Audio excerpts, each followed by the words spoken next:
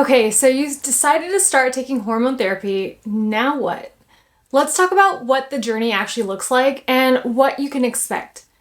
I want you to feel prepared so you know what's normal, what's temporary, and when to check in with your provider. So, number one, when will you start feeling better? This is the number one question. Here's the truth. Some women feel changes in as little as 1 to 2 weeks. They get better sleep, fewer night sweats, a little more energy. Many women feel progesterone in just a few days. But most, it takes 6 to 12 weeks to feel the full effects. Why? Because hormone receptors need time to readjust.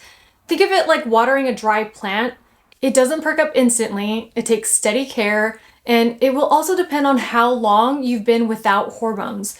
Like if your body hasn't seen these things in like 5 to 10 years and suddenly they're here, this is why we also titrate up slowly. With testosterone, many women expect libido to jump back immediately because their labs may be therapeutic, but oftentimes it takes 6 months. Bone and heart benefits are long term and you won't feel prevention, but they're happening in the background. So if you don't feel amazing by week 2, don't panic. It doesn't mean that it's not working. It just means your body is recalibrating. Number 2, what are some of the possible early side effects? Like any new therapy, your body may need an adjustment period. Common temporary side effects include breast tenderness, bloating or fluid retention, mild mood swings or irritability, nausea, headaches, fatigue, breakthrough bleeding or spotting if you still have a uterus. These usually improve within the first few months as your body adapts. This is why we start slow and increase over time. If you start bleeding within 6 months of a dose adjustment, don't panic. It might resolve all on its own, or we might just need to make some tweaks to your regimen.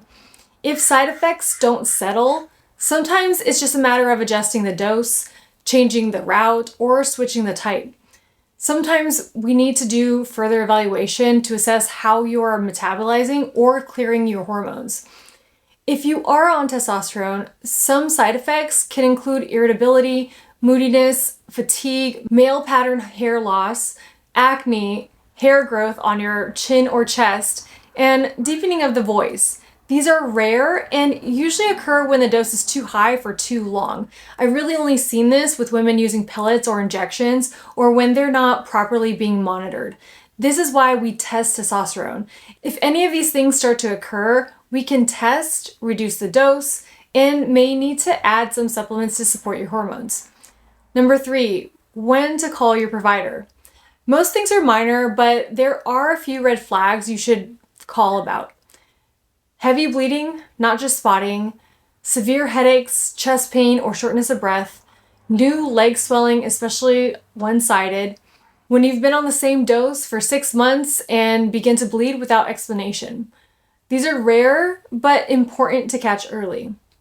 Number 4, when it comes to dosing, we usually don't nail it on the first time and need to make adjustments. So starting HRT isn't usually a set it and forget it.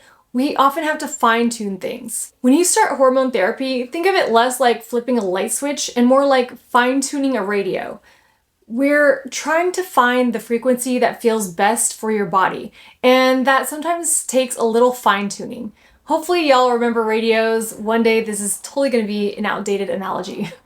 So why do we adjust? Often it's based on symptoms. If hot flashes aren't improving or sleep is still off, we may increase the dose or change the route. Sometimes there are side effects. If you get breast tenderness, mood swings, or spotting, we may lower the dose, switch the formulation, or change how you take it. Sometimes we adjust because of your preference. You may try a patch, but you do hot yoga every day and it falls off, so you want to try a gel or oral. It's all about your individual needs. We usually adjust doses in 4 to 6 weeks. Number 5, when will we need to test your hormones?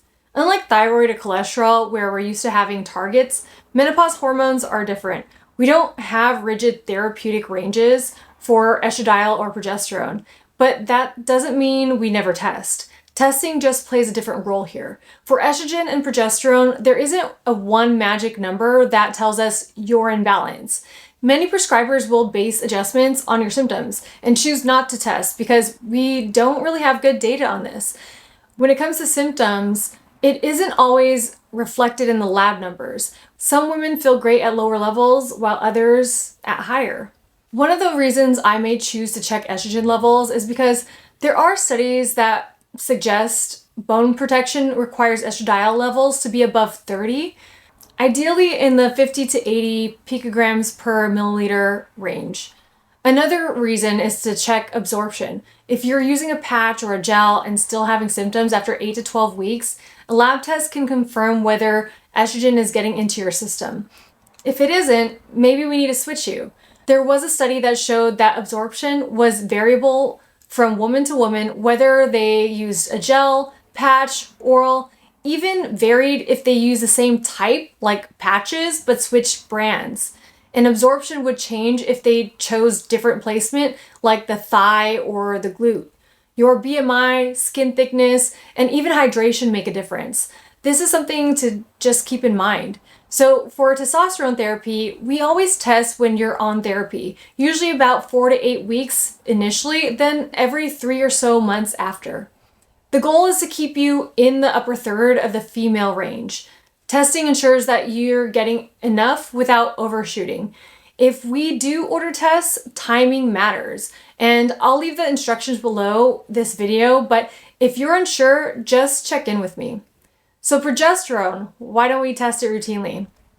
Oral micronized progesterone is heavily metabolized in the liver, so blood levels don't reflect how much the uterus sees. That's why we don't rely on blood progesterone levels in menopause. We rely on the FDA-approved and studied regimens, which are oral micronized progesterone, either 100 milligrams every night continuously or 200 milligrams at night for 12 to 14 days each month. It is not uncommon for women to need higher doses like 300 or 400 milligrams. Some women feel that their progesterone isn't as effective as it was when they first started, but there are options to take one day off each week or take a weekend off each month. And around 10 to 20% of women may have progesterone intolerance. While most women love progesterone because they feel like they can finally get sleep again, there are some who it may have an opposite effect, causing anxiety and difficulty sleeping.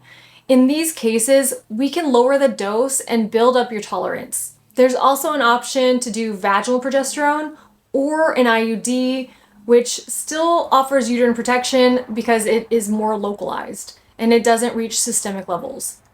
So here's the bottom line. Expect gradual improvement, not an overnight miracle.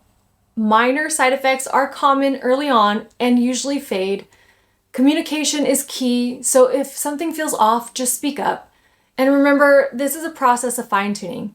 Okay, for this week, I want you to go to your weekly handouts and just review the side effects checklist. All right, see you in the next one.